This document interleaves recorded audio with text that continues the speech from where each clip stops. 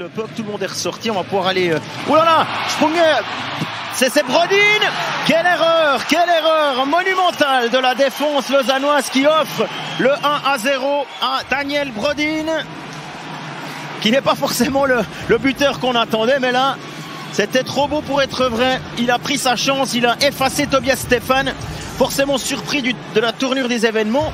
Mais alors, quelle passe catastrophique pour ressortir de sa zone. Il n'y avait quasiment pas de pression. On revoit Aurélien Martin, erreur technique qui ne lui arrive quasiment jamais.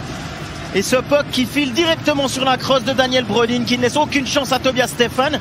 Eh bien, les gardiens auront tenu jusqu'à une erreur individuelle. Et cette fois, c'est Marty, le fautif. Di Domenico qui demandait le puck, on a préféré Gunderson. Retour au top score fribourgeois, alors que c'est Brodin qui est allé se poster devant le gardien. Et goal! C'est Chris Di Domenico qui marque. Tir sur réception, nouveau but en powerplay. Lausanne est puni à chaque fois. Cette fois, c'est Di Domenico et Fribourg a été patient. On aurait pu tenter de tirer avant cela. Et si mes yeux ne me trompent pas, c'est Diaz qui fait cette passe magnifique.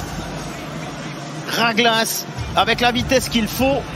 Di Domenico qui bat Tobias Stefan.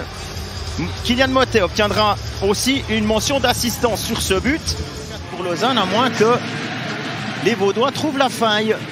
Gernat de l'autre côté, le tir sur réception magnifique. 2-1. C'est Jiří Sekac, il me semble. Ouais, c'est bien lui. Sacré joueur, ce Jiří Sekac, il sait à peu près tout faire.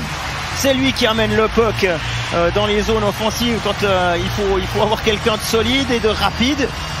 Un tir sur réception manifestement dévastateur. 2-1. On jouait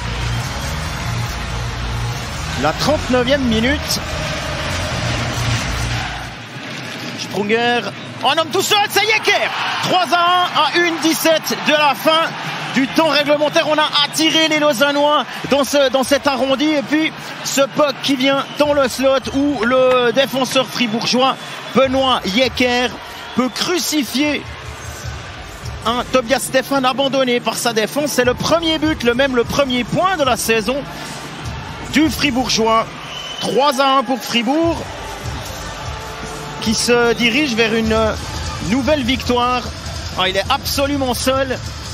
Ils sont même deux à être seuls. Il y a Yecker, puis il y avait Sandro Schmid aussi, parfaitement placé.